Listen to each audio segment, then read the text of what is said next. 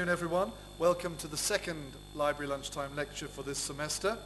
It is my great pleasure to introduce my friend and colleague, Dr. Edward Kohn. I will call him Ted. Let me say a little bit about Ted first, but briefly I'll keep my comments short. Academically, Ted is very well traveled, it transpires. He's a native of Chicago. He studied for his BA in history at Harvard College, finishing in 1990. He then moved across to New Zealand, where he did his MA in Victoria University in Wellington. Then he flew back to North America, this time to McGill University, Montreal in Canada, where he completed his PhD in the year 2000. A few years later, after continuing to work at McGill, he came to Bilkent, 2003, joined here, and in 2008 was made joint appointment with the Department of American Culture and Literature, where he is acting chair at the moment. Our title today, which is also the title of Ted's recent book, Hot Time in the Old Town, The Great Heat Wave of 1896 and the Making of Theodore Roosevelt.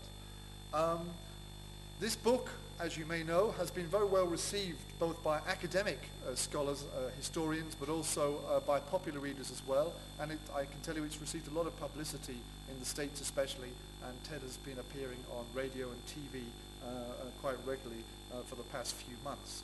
The book is a lovely combination of politics and political history, because Ted's main interest here is Roosevelt, of course, but also social history and putting a social historical approach to a political or politician, as we shall hear.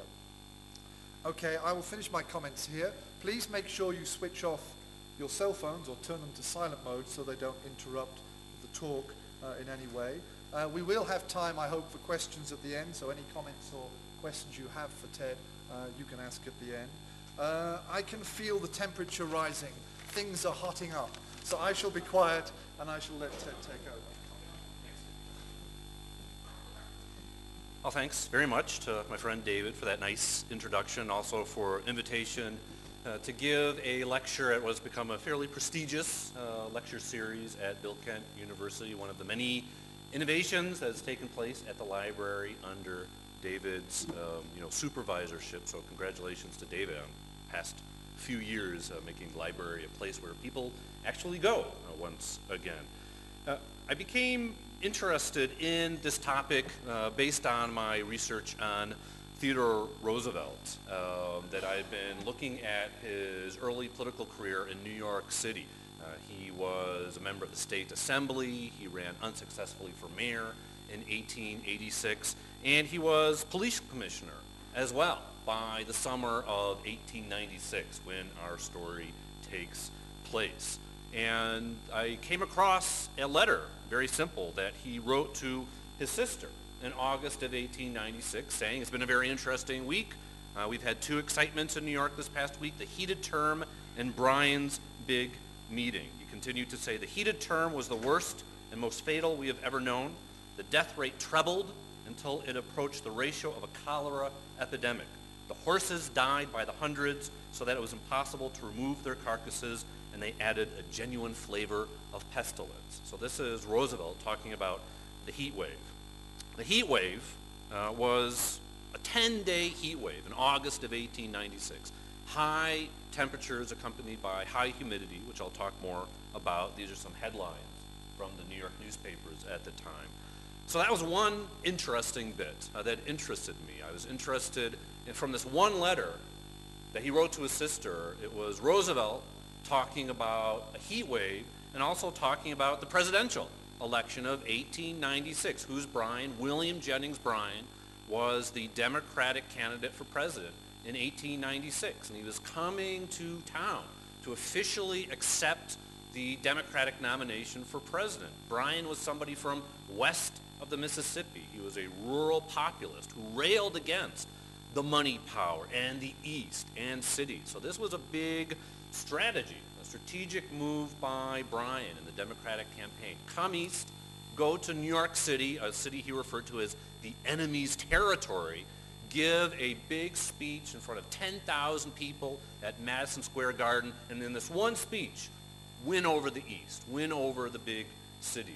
And so this convergence of events, the heat wave, Bryan and the presidential campaign for 1896, and Roosevelt, 5 years from being president of the United States, observing all this. This was something that I thought would be a very kind of interesting story to tell, and I thought it would be a dramatic story. So I set out to write less of an academic book and more of a popular narrative history. And part of this had to do with the fact that I didn't really think when the book was published that too many people had been actually reading many of my academic works. I had published a book before. This gets lost when I'm introduced at interviews that, oh, this is his first book. No, it's not my first book. I published another book before, and it sold 200 copies. All right, this is my University Press academic book. It sold 200 copies. If you look this book up right now on Amazon, it will say, only one left in stock, order soon. The problem is it said that for like the past 5 or 6 years, right? Only one left in stock, order soon. So 200 copies. I wanted people to read my book. I wanted to write a book that my mother would read and enjoy. So the heat wave obviously is the backdrop to these 2 weeks in August 1896. This was a story, a very dramatic story that has never been told, which is why at the bottom I call this America's most forgotten natural disaster. The heat index during this 10-day heat wave, that's the humidity plus the actual heat, was up to 120, 130 degrees. 120 degrees, that's 50 degrees Celsius. I mean, that's like being in a hammam, but not just for 20 minutes, for like 10 days working in that heat, living in that heat. The temperature inside the brick and stone tenements on the Lower East Side easily reached 120 degrees.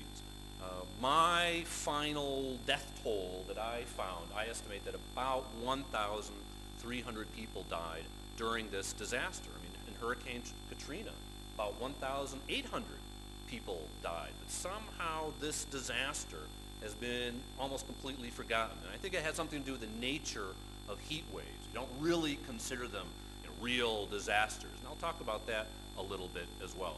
Thousands of horses dead.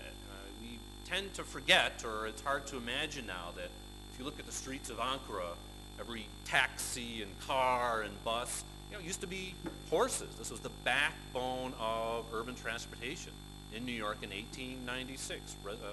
Personal transportation, commercial transportation, public transportation. You got around by horse-drawn above-ground trolleys. And if your horse dies when you're making a delivery, what do? You just unhook the harness and you leave. And you leave the horse there. And there were just so many thousands of overworked, overburdened, overheated horses dying that that's one of the things that Roosevelt mentioned in his letter, that every block, it seemed, there was a dead horse festering, bloating in the sun over a course of several days before people could get around the city, could actually remove it.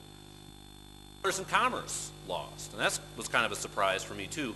Heat waves, there's no property damage, so why would this cost anything? But greengrocers, butchers couldn't keep their produce fresh. People didn't visit New York City, which was a huge industrial hub to make their purchases from wholesalers. People didn't go shopping, so retail sales stopped. The big hotel restaurants that sometimes would serve 200, 300 people a night had nobody there. So millions of dollars, and this is millions of dollars in 1896 dollars lost. I estimate that perhaps in today's dollars, the heat wave lost New York City maybe about $250 million in today's money, just from heat wave, right? No property damage at all. Again, I call this America's most forgotten natural disaster. I did a lot of different research. Obviously, I used Theodore Roosevelt papers, William Jennings Bryan papers, which are at the Library of Congress.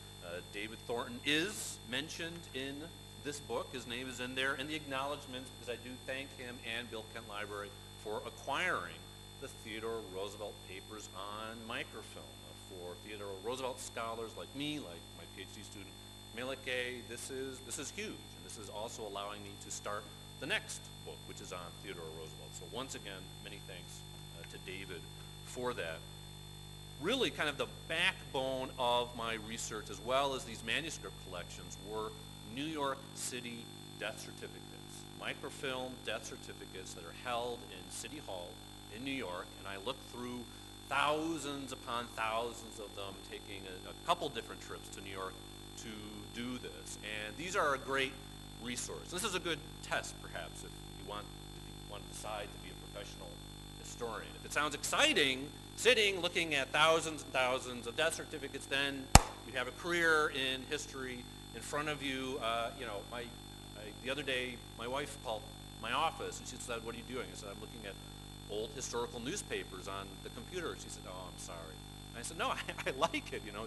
It's actually kind of fun." And so looking at these death certificates, it got a little depressing sometimes. So this guy died age 23. This baby died age 1 month. Over and over and over. But at the same time, it's a fantastic source. So I wanted to show you one of the death certificates. Because these are still considered official documents and personal documents, you can only get from the city of New York certified copies of these things, which cost like $8 each. So I would have loved to have made thousands and thousands of copies, but you actually have to get like a notary because people are still using these as official documents. So this is, for instance, the death certificate of John Singer. And these death certificates actually give an enormous amount of information. So I'll depart from the microphone here. This is the name, John Singer. This is the chief cause of death. Heat stroke. This is the contributing cause. This death certificate, contributing cause isn't filled out. Sometimes you have an attending doctor or a coroner.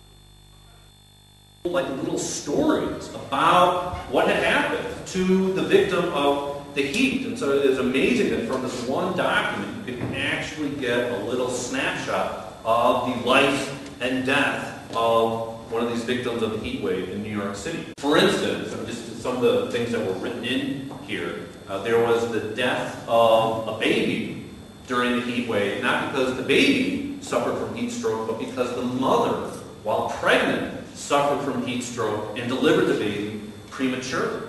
There were doctors who would measure the body temperature of the victim at the time of death. And sometimes the body temperature at the time of death was 110 degrees, 111 degrees. Not because they have a fever, not because they're sick, but simply because of the heat. I mean, they were literally roasting, baking alive.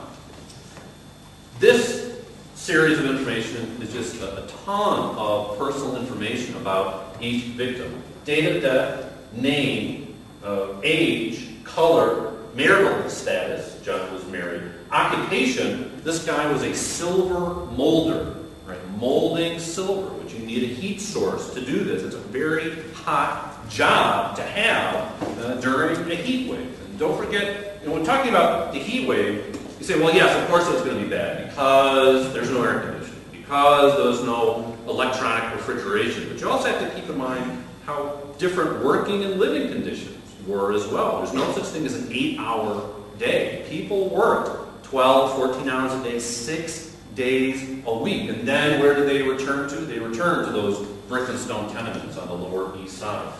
Birthplace, U.S., but as you'll see, it's very common for the victim to be an immigrant or the child of immigrants. So often this would say Ireland. How long had he been in Ireland? The names of the parents, place of death, which was frequently at home. And then kind of dwelling. And this says very clearly tenement. Right? So you know the kind of place that the person lived. Tenement, rear tenement. You see this all the time. Instead of silver molder, actually one of the things I'll show you, a lot of the death certificates simply said labor, right? Over and over and over, just labor, labor, labor. This is how I was able to kind of put together a composite look at what kind of average victim looked like. So, main cause of death, heat stroke. Indirect cause of death, summer heat. It doesn't seem like a medical term, right? Dies of heat stroke, but indirect cause, summer heat. It's really hot outside. That's why the guy died. So this is how I was able to put together the composite of what an average heat wave victim looked like. Male, immigrant, or son of immigrants. A laborer living in a tenement. And this surprised me a little bit, because as David said, by training I'm more of a political and diplomatic historian, not a social historian. So I wasn't kind of looking to make any kind of commentary about, oh, poor Irish workers living in tenements, let's feel sorry for them. I thought that the people who are going to be the victims are the same people who are victims today, the young and the old, people who are a bit weaker. And so I started, doing little check marks as I was going through all the death certificates, simply categorizing them based on age. That was the only categorization I was doing right at the beginning. And then I realized that after hundreds of these death certificates I went through, there was really no greater death rate among the very young and very old. So I went back to the drawing table. Sometimes you got to do this. And then I said, okay, I'm going to do categorization by all the other bits of information from these death certificates. Okay, age, sex, occupation, are they immigrants? Are they child of immigrants? Where do they live? That's how I was able to see that. Yeah, absolutely. The heat wave took an inordinate toll among male laborers living in tenements. I mean, most of these guys, although they died at home, quite literally probably worked themselves to death. They probably became sick while working. They probably were able to stagger home, suffering the early stages of heat stroke. Neighbors would say, "Oh, there goes Seamus O'Sullivan, drunk again," but he wasn't drunk. He was exhausted. He had a splitting headache. He was really suffering the first stages of heat stroke. And then what do? If you're exhausted, you just worked in the sun for 12 hours doing manual labor, you go to bed. Where are you going to bed? You're going to bed inside these tenements where the temperature is 50 degrees centigrade, where you live in a room that's often an interior room that doesn't have a window to allow outside light, outside air inside. This is before the more modern tenement reforms of the Progressive era. This is what the Lower East Side tenements looked like. It was frequently one room for one family. If you had a two-room tenement, well, great. A second family would live in second room. This is a family of 7 living in a single room. Then you can see the cooking instruments right near where they sleep, which doubles as couches during the day. This is living conditions, which contribute as much to the victim's death as the work they did, as the heat wave itself. If there was an accomplice to the heat wave during this 10 days, probably it was the tenements themselves in New York City. August 11th was the worst day of the heat wave. Temperatures in the 90s, about 89% humidity, which is just like walking around with a wool blanket all day. So 386 total deaths. That's what that top number is.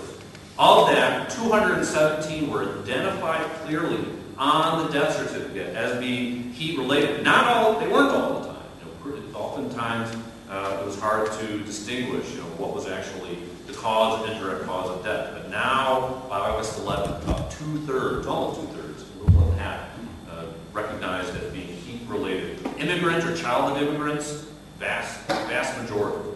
That's like about 80%, I think. Living in a tenement, again, vast majority. Male significantly outnumbers, it's not just half and half, outnumbers female victims on August 11th. Manual labor, again, that's actually identified as that, more than half. And age, right? It's in kind of that middle, that middle group of age, not the very young or the older. So that, again, this was a surprise for me, not being a social historian. I had to kind of reacquaint myself with this idea. How did people get relief from the heat? They went outside. I mean, staying inside literally meant death. So people lived out on the fire escapes. They also took to the rooftops as well. One night, just to give you a story, during the heat wave, a man by the name of John Hughes could not sleep.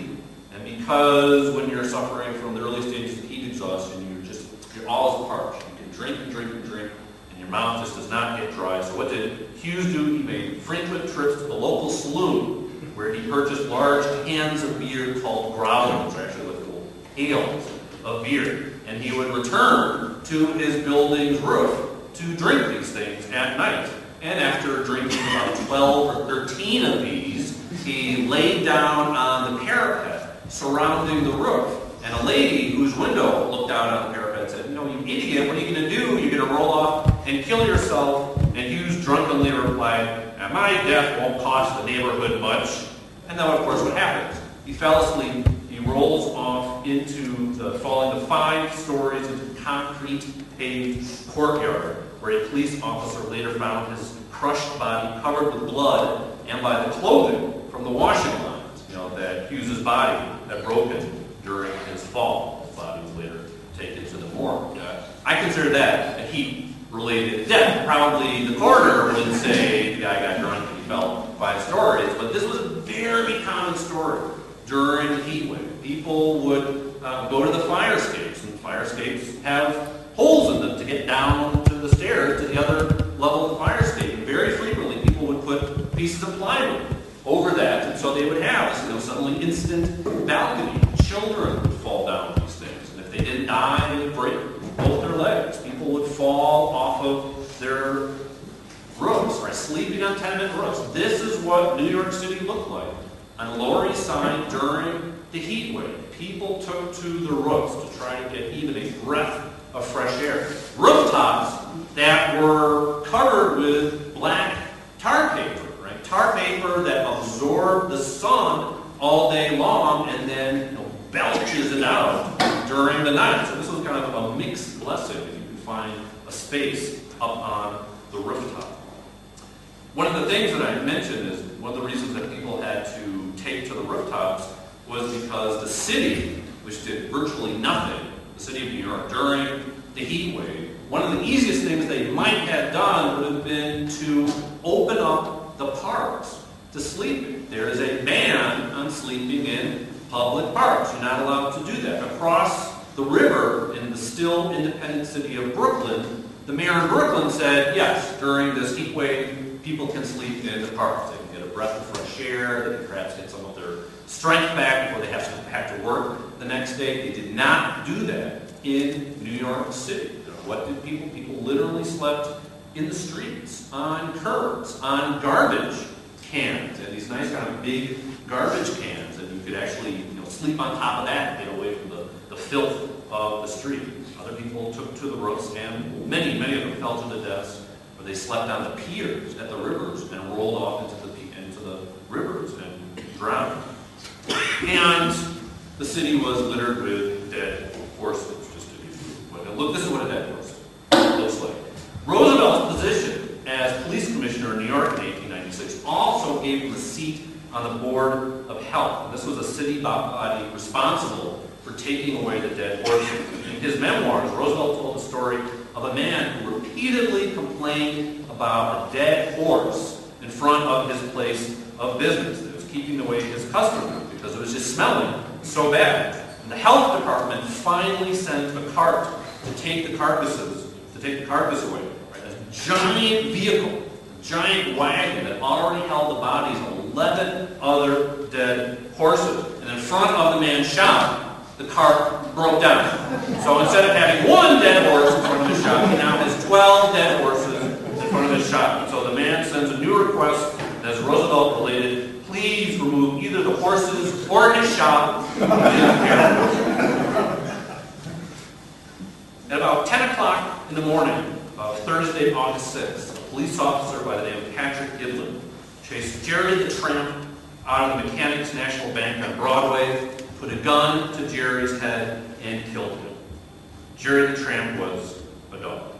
The heat wave was bad days for dogs, as the crime mad dog went up throughout the city. Lots of stray dogs, kind of like Bilkent University, throughout the city at that time. And what do dogs do when they're suffering from being overheated? They pant and they salivate. We sometimes look at their mouth, and they're very irritable. So when little kids are, poking them with sticks, sometimes they snap. And all across the city, the cry "mad dog" could be heard. And once that happens, a police officer has to be dispatched to do away with the dog, usually right in the middle of the street as pedestrians are watching this go on. At the time, New York City's police weren't very good shots either. So you have stories of police officers like running down the street, unloading 6 shots in a revolver, then having to stop, reload, dogs kind of looking, and then they start running again. And people on the sidewalk would say, hey, Mac, use your arms, or use both hands. So this is happening throughout the city. So this is unfortunate time for the dogs of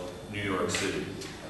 One other final victim that I make this argument in the book was William Jennings Bryan. He does not die during the heat wave, although he is also the guy, a lot of you might know William Jennings Bryan from the movie Inherit the Wind, right? This is the man who was the prosecutor during the Scopes monkey trial in 1925, prosecuting a Dayton, Tennessee public school teacher for teaching evolution in the classroom. Bryan died soon after the trial from heat stroke. Bryan, unfortunately, decided to give this historic, perhaps make it or break it moment, speech in Madison Square Garden on one of the hottest days of the year. The very hottest day was August 11th. He gives a speech. The next day, August 12th, Madison Square Garden is packed with 12,000 people. One of the newspapers calls it the most dangerous place in America that night. And the speech was an absolute failure. Even sympathetic newspapers like the New York World, which was a Bryan supporter, said that the effect was marred by the heat in the vast auditorium, and only half the audience stayed on to the end. Now, I'll quote more from the World. When the young orator arose to speak, the temperature in the building was 97 degrees Fahrenheit. But before he finished, the thermometer showed a fall of 2 degrees. The scientific explanation of this fact is that at least 4,000 people had left the hall. Within 5 minutes after the beginning of the speech, at least 1,000 men departed. This was, the paper said, due to the depressing effect of the heat, leaving Bryan demoralized by the spectacle of thousands of his hearers marching slowly out the door. Even Democratic Party leaders saw this speech as a failure. Republicans had been very worried about Republicans like Roosevelt, had been very worried about Bryan's candidacy before the speech. After the speech, they rejoiced that Bryan had fell with a bang. It was such a disaster that Bryan was actually forbidden by campaign managers to go on a further campaign trip through New England. They sent him into seclusion for the next couple of weeks. And this is only, about 10 weeks before the election. So this is perhaps one of the greatest turnarounds in American presidential campaign history, partly to do with the heat wave, as I argue in the book. As I said before, the city responded very slowly to the crisis. The mayor of New York did not even call a meeting of his department heads until a week later, on August 13th, basically the last day of the heat wave. And only a couple department heads had any ideas of what to do to relieve the predicament of especially people living in tenements on the Lower East Side. One idea was to, as they say, flush the streets, get together groups of men and attach fire hoses and just hose down the streets. Not only do you hose away the stinking filth and detritus that's been baking in the sun for the past 10 days, but also it cools the asphalt. And people said it was a great success. While the people were hosing down the streets, children would play in the spray of the hoses, and you could feel the temperature go down in the neighborhood. They would spray whole neighborhoods at a time like this.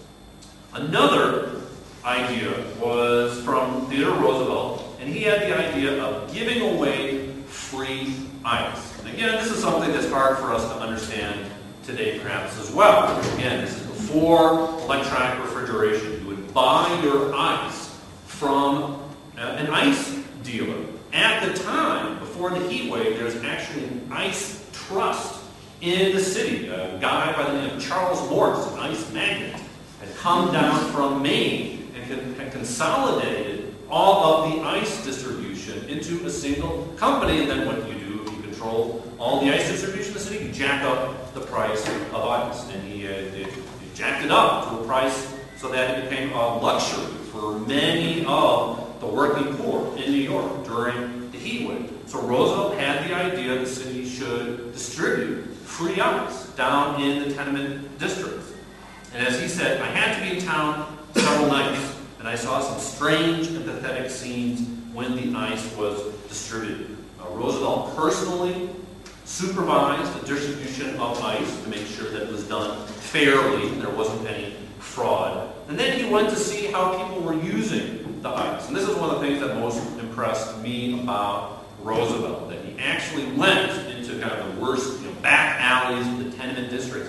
How were people using the ice? And so he saw for himself, as he recounted, how fathers were chipping away pieces of ice and giving it to their children to suck at. How mothers were taking ice and wrapping it in handkerchiefs and tying it around the foreheads of their sick children. And so in some of these interviews that David mentioned about, this is the point that I've made about Roosevelt, that probably not too many American presidents, besides maybe Barack Obama, had such intimate contact with America's urban poor as, of all people, Theodore Roosevelt, the scion of an old, wealthy Knickerbocker New York family. And of course, this is one of the first times that Roosevelt ever busted a trust as well, 5 years before he becomes President of the United States and sees the real-world, real-life effects of trusts having the ability to control distribution and raise prices. So this is one of the things I argue. Why is this the making of Theodore Roosevelt? This is not something that puts votes in his pocket and catapult him into the White House. This is something that helped shape the man who would become perhaps the most important figure in the progressive era. The progressive era, this major period of reform, predates FDR's New Deal, predates Johnson's Great Society, the Civil Rights Act, the Voting Rights Act.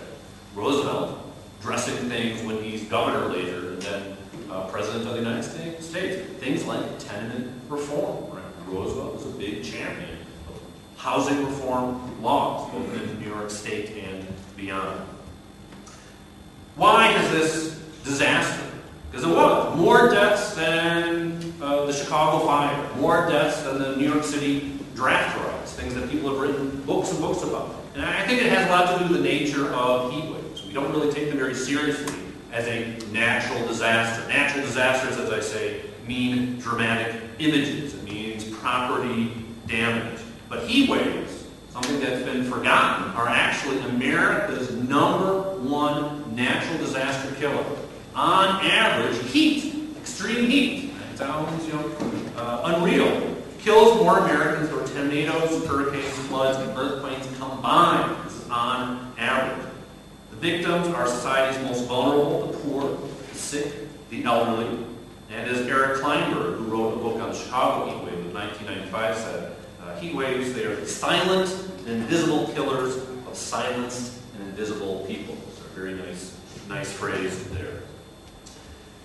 Heat waves still are a danger today. We think, well, yeah, we've got air conditioning. I can always go sit in air conditioning. We have, I have ice in my refrigerator. It's not a big deal, but it's amazing how we still have major heat wave disasters over the past 30, 40 years, despite these things. And not just in the developing world, not just in Shanghai and Mumbai, but in the modern, industrial, advanced world. 1972 New York heat wave saw 900 deaths. And the fact is, of course, government and media don't cover heat waves like they cover other natural disasters. When it's a heat wave, what does the local media show? It shows pictures of children frolicking in fountains and eating ice cream, right? Heat wave means a holiday. They don't really show how serious it is. So that's why I had one quotation from the New York Times in 1972. What should you do to save yourself from the heat wave? Well, women should wear backless dresses.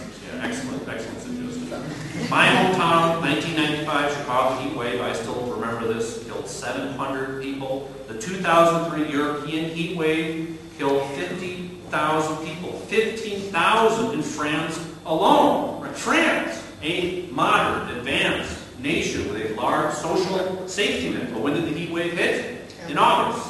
Right? If you've ever been in Paris in August, no one's there. Right? Everybody's gone. All the government ministers are at the seaside. So 50,000 deaths.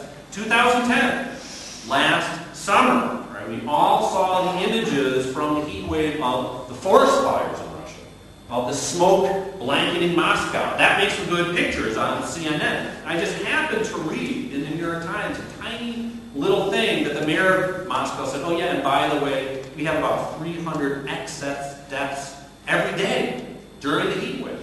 That means thousands and thousands of people died in Russia during the heat wave, but what does a picture of that look like? It's not snow, it's not flames. So again, I think the Russian heat wave will probably be stricken from our collective memory very quickly. And just to end, I want to say again to warn of the continued danger of heat waves. The World Meteorological Organization estimates that the number of heat-related fatalities is going to double in less than 20 years. And people die in 2011, 2021, for the same reason they died in 1896. It's not just because of a lack of refrigeration or a lack of air conditioning. In many ways, it's the social factors as well. So the New York heat wave, then, I argue, although occurring over 100 years ago, can still give us clues as to how cities can respond to heat waves and save lives. Thanks very much.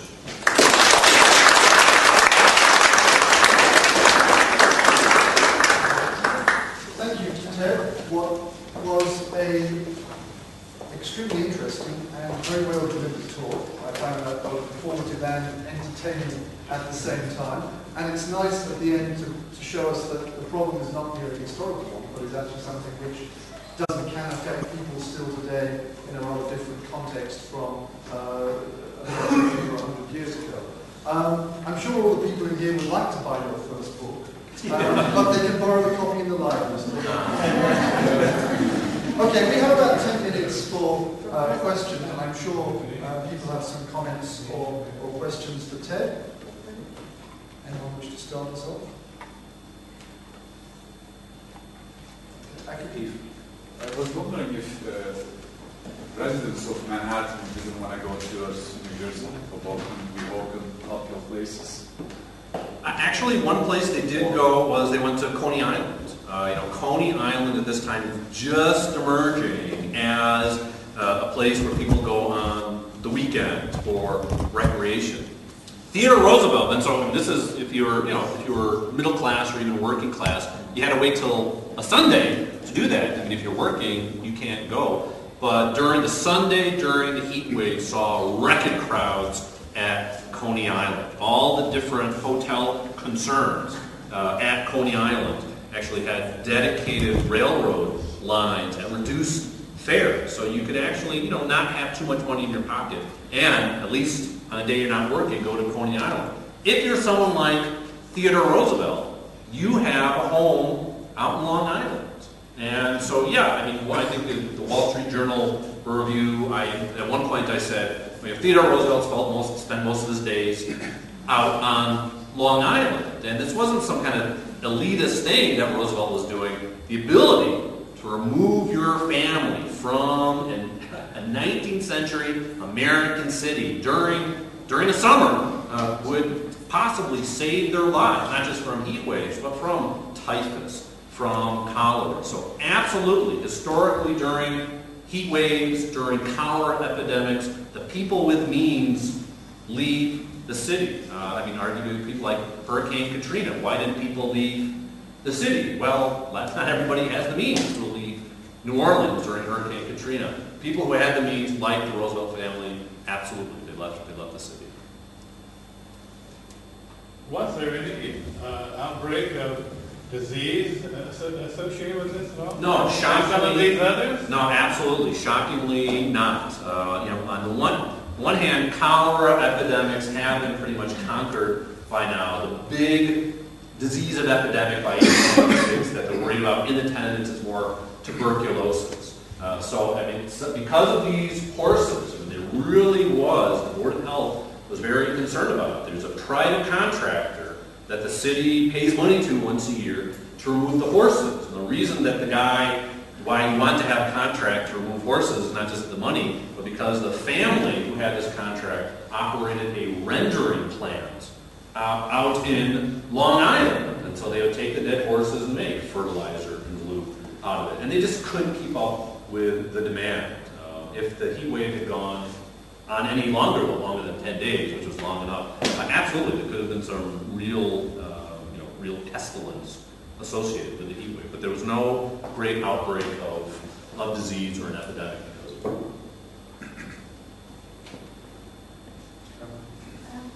Could you tell us a bit more about this decision to not open the public parks when they were opened? Yeah, I mean, on the one hand, in general, perhaps we should not fault the city for not doing more in 1896. This is before the Great Society, the New Deal, before Social Security, before there's a social safety net. One of the things that perhaps made the death toll worse in 1896 is that a Great Depression had hit the United States and New York terribly beginning in 1893. There were thousands of people out of work, tens of thousands out of work, thousands of people homeless. And from the city level to the state level to the federal level, government officials say, it's not our job to intervene. It's not our job to intervene with the market economy, to give things out to the poor. So on the one hand, the lack of action by the city shouldn't surprise us too much.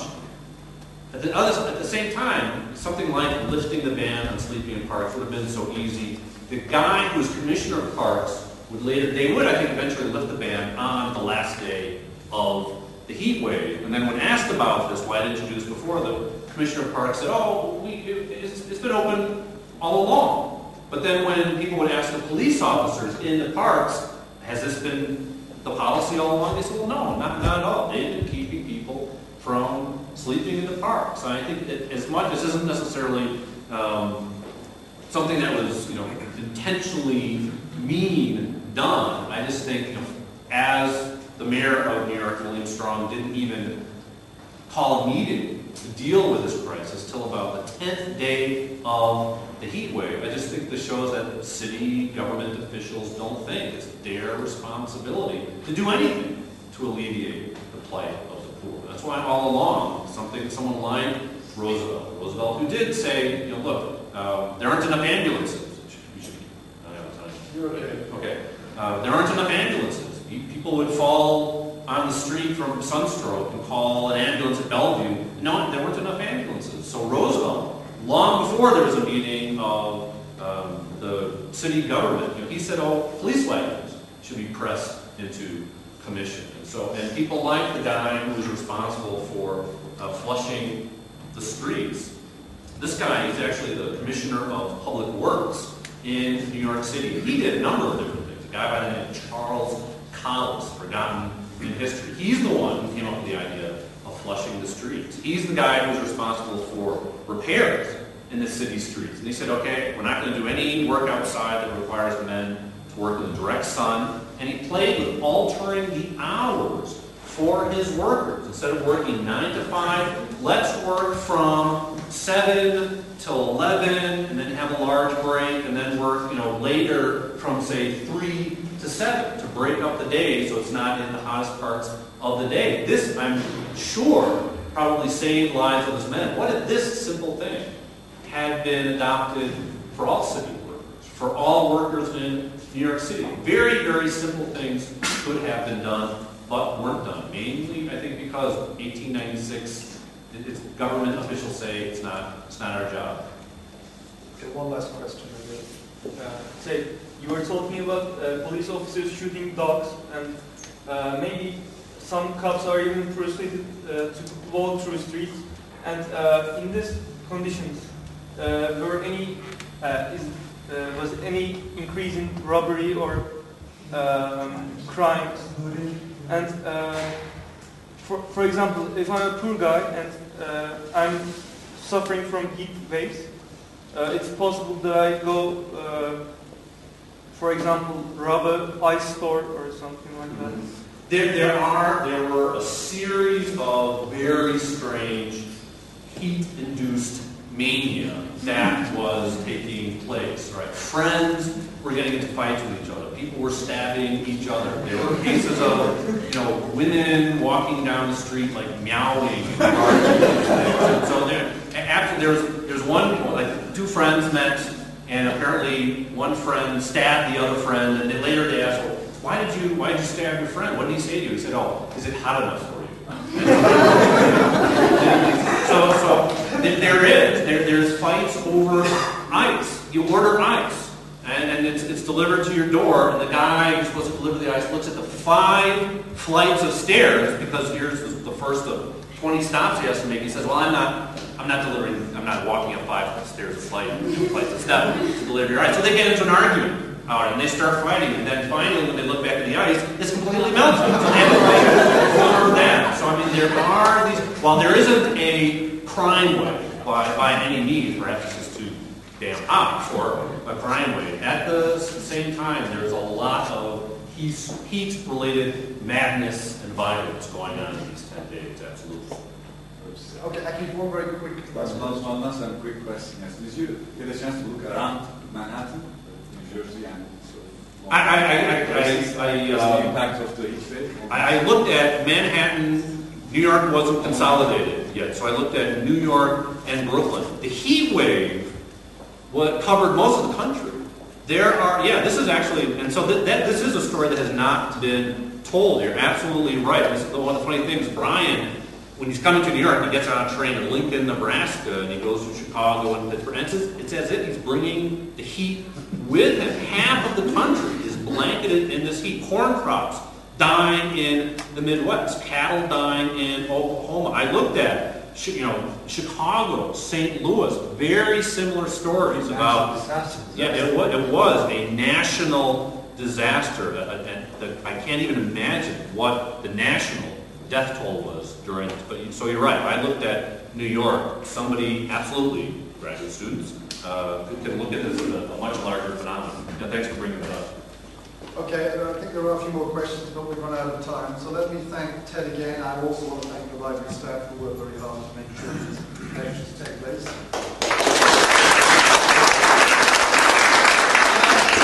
2 brief announcements. Firstly, our next, 3rd and final library lecture for this semester, Professor Tekin Akmanoglu from the Law Faculty will be speaking on Cyprus and European Convention on Human Rights on Thursday, the 5th of May.